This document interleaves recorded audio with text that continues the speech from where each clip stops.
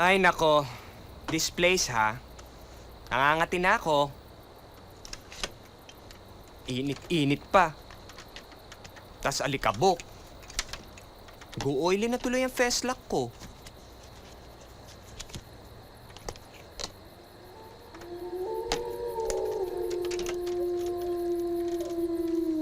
My God, parang may lalabas sa halimaw.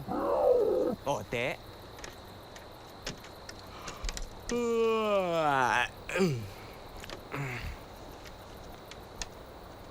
Ay, nako.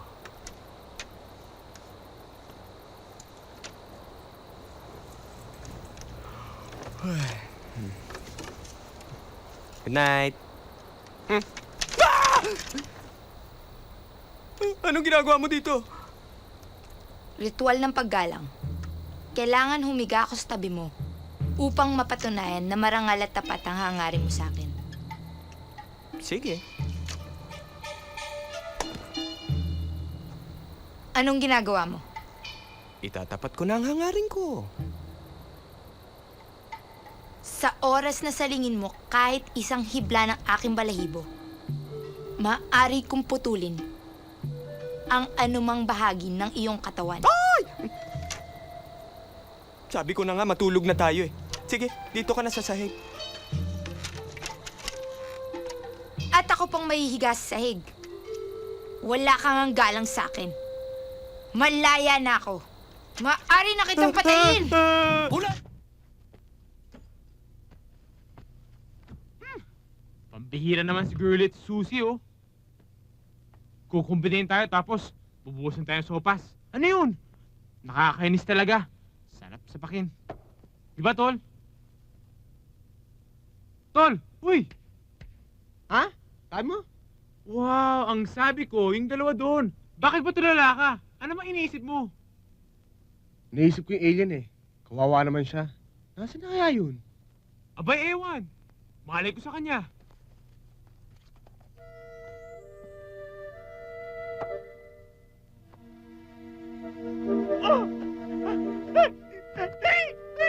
Yung dalawang babae sa kabila? Sa likod mo! Huwag kang lumapit! Wag! Huwag kayong matakot sa akin. Gusto ko makipagkaibigan sa inyo. Mabuti pa. Saka na tayo mag-usap. Hindi niyo ako maiintindihan.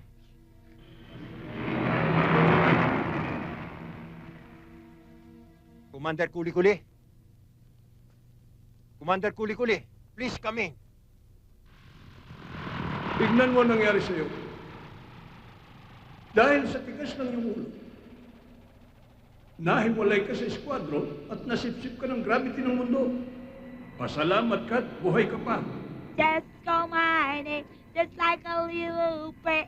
Commander, ngayon nandito na ako sa kanilang digdig. Let me stay. Give me a vacation life. Masasayang lamang ang pagod mo. At baka mapahama ka pa. May tao. Kaya may papayo ko sa'yo. Intindihin mo ang sinasabi Ay, ko, tao nga. Tiyanek, para sa kabutihan mo rin. Tandaan mo, kahit isa sa dalawang buhay natin ay mahalaga. Kaya ngayon din ay magpapadala ko ng spaceship upang ibalik ka sa ating planeta. Commander, give me a flavor of the man. Gawin mo kung karaniwang tao katulad nila. Gusto kong malaman ang buhay nila. Dito sa kanilang daigdig.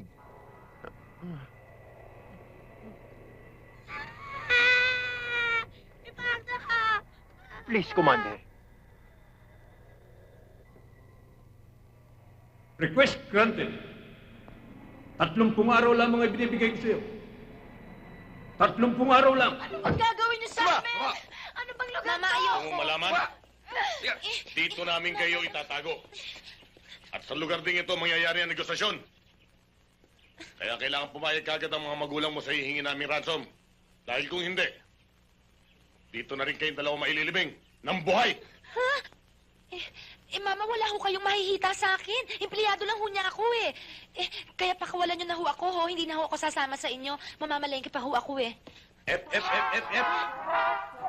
Kung may pakinabang man kami sa'yo, o wala, Sabit ka na rin dito. Bad breath ka! Nakitawa naman kayo. Sinasabi ko lang yung totoo. He! Sige, pasok niyo na yung dalawang yan. Mama! Kayong dalawa naman, pagbutihin niyo ang pagbabantay. Sa oras na may makita kayong bagong muka, patayin niyo kagad. Yes, boss.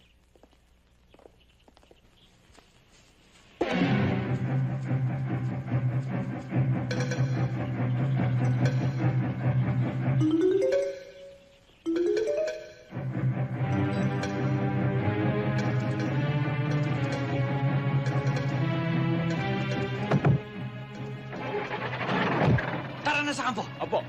Kukuha ko ng isang batalyon. Apo. Isang batalyon na militar. Tara na. Sa ganitong oras, nasa kabilang kumpanya ang papa mo. Tama? Opo. Ako po, walang ama, walang ina. Ulila na po ako. Wala ho akong kakwenta-kwenta sa inyo. He! Tumahimik ka! Hindi ka ang kausap ko!